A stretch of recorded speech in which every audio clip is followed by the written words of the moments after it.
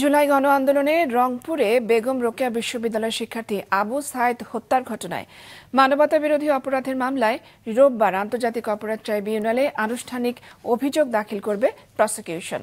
গত ২৪ জুন প্রসিকিউশনে তদন্ত প্রতিবেদন জমা দেয় তদন্ত সংস্থা।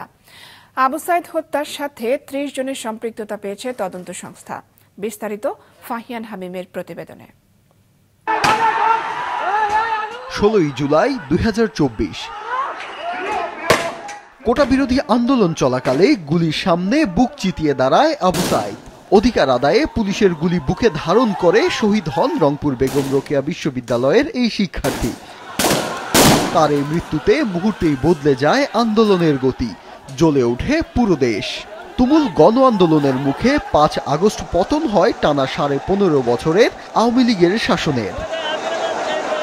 গত ১৩ জানুয়ারি ২৫ জনের বিরুদ্ধে আন্তর্জাতিক অপরাধ ট্রাইব্যুনালে অভিযোগ দাখিল করে শহীদ আবু সাইদের পরিবার। তদন্ত শেষে গত মঙ্গলবার প্রসিকিউশনে তদন্ত প্রতিবেদন দাখিল করে তদন্ত সংস্থা। জুলাই গণঅভ্যুত্থানের প্রথম শহীদ আবু সাইদ হত্যা মামলায় ৩০ জনের সম্পৃক্ততা পেয়েছে তদন্ত সংস্থা। এর মধ্যে কারাগারে রয়েছেন পুলিশের সাবেক এএসআই আমির হোসেন, কনস্টেবল সুজন চন্দ্র রায়, সাবেক প্রক্টর শরীফুল ইসলাম এবং ছাত্রলীগ নেতা ইমরান চৌধুরী। জুলাই আন্দোলনের প্রথম শহীদ আবু সাইদের যে তদন্ত প্রতিবেদন সেটা গত ২৪শে জুন প্রাপ্ত হয়েছে। এইখানে তদন্ত প্রতিবেদন অনুযায়ী ৩০ জনের বিরুদ্ধে ওনারা প্রতিবেদন দাখিল করেছেন, ডকুমেন্টস আমাদের কাছে দাখিল করেছেন। আমরা আশা করছি যে আগামী রোববার ফরমাল চার্জ দাখিল করব। তদন্ত প্রতিবেদনে বলা হয়েছে নিরস্ত্র আবু সাইদকে হত্যার উদ্দেশ্যেই গুলি করা হয়। আগামী রোববার দাখিল করা হবে আনুষ্ঠানিক অভিযোগ।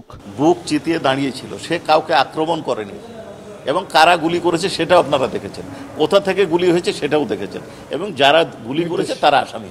কে তাকে গুলি করেছে? ২ জন তাকে গুলি করেছে সরাসরি, তাদের কথা বলা হয়েছে। আর আদেশদাতাকে এটা আমরা আগে বলেছি আপনাদেরকে। এদিকে গণশুনানি না করে আবু সাইদ হত্যা মামলার তদন্ত কমিটি প্রতিবেদন তৈরি করায় আজ বিক্ষোভ করেছেন বেগম রোকেয়া বিশ্ববিদ্যালয়ের শিক্ষার্থীরা। ফাহিয়ান হামিম, মাছরাঙা সংবাদ, ঢাকা।